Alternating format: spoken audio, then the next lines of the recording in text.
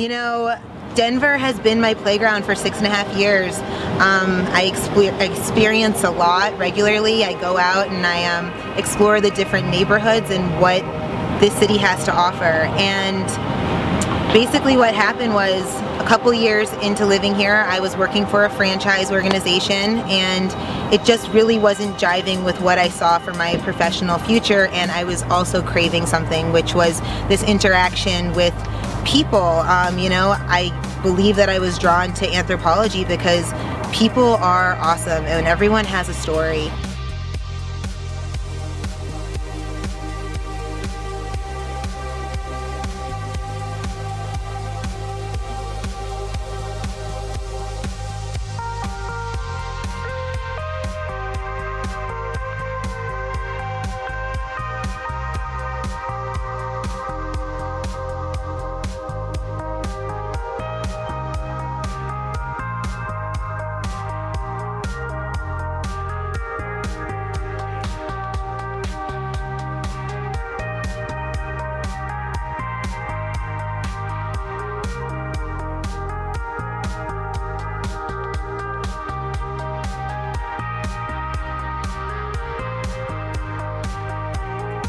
So basically my story starts off in Lake Placid, New York. I went to Lake Placid to a sports academy for ski racing, and then I really wanted to come out to Colorado, but I ended up on a scholarship to University of New Hampshire for academics.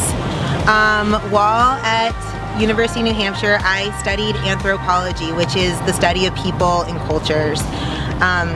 When I graduated, I kind of freaked out a little bit. I felt like I got a degree in BS, but you know, fast forwarding 8 years later, I realized I got a lot out of it. I started a business out of it.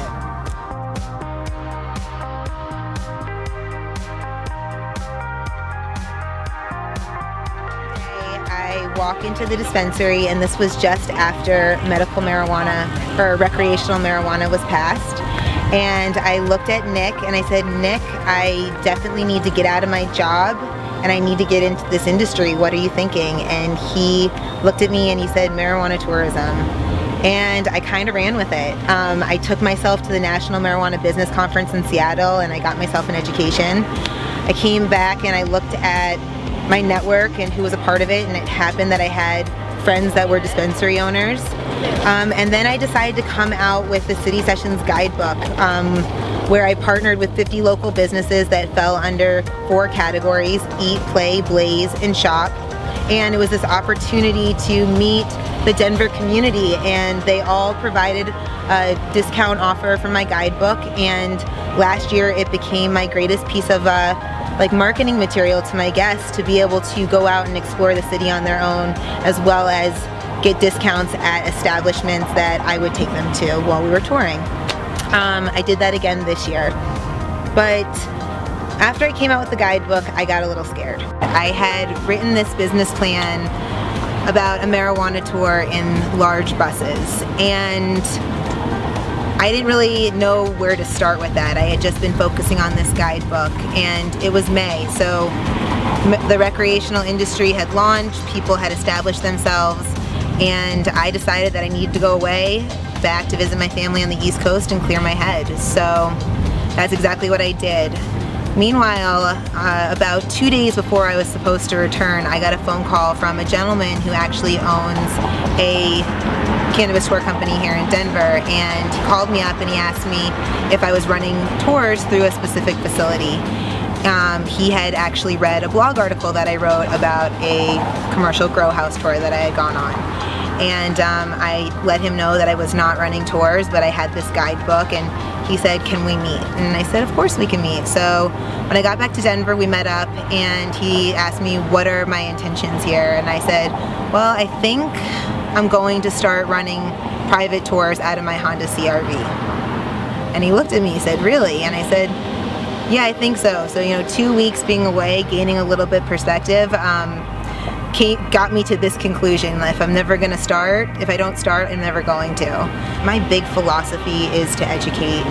I want everyone to kind of get this education of the products, the industry, as much as they want to at least know about it. And be able to have a positive experience while they consume and sample and see and enjoy the city of Denver and the state of Colorado.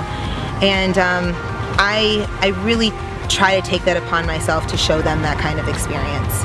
And I believe that everyone is an individual, and I want to customize that experience truly based on the individual's interests, because this is a pretty spectacular thing that's going on in Colorado right now.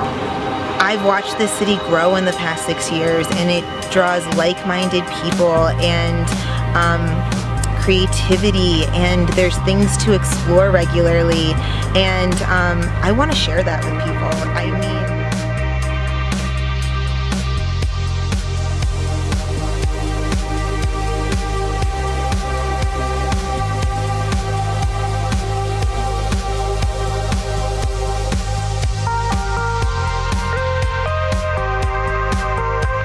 feel like this is a really good life, and I think that I'm Denver's greatest ambassador, to be perfectly honest with you. I will, or I may, I should say, be mayor of Denver one day. We'll see.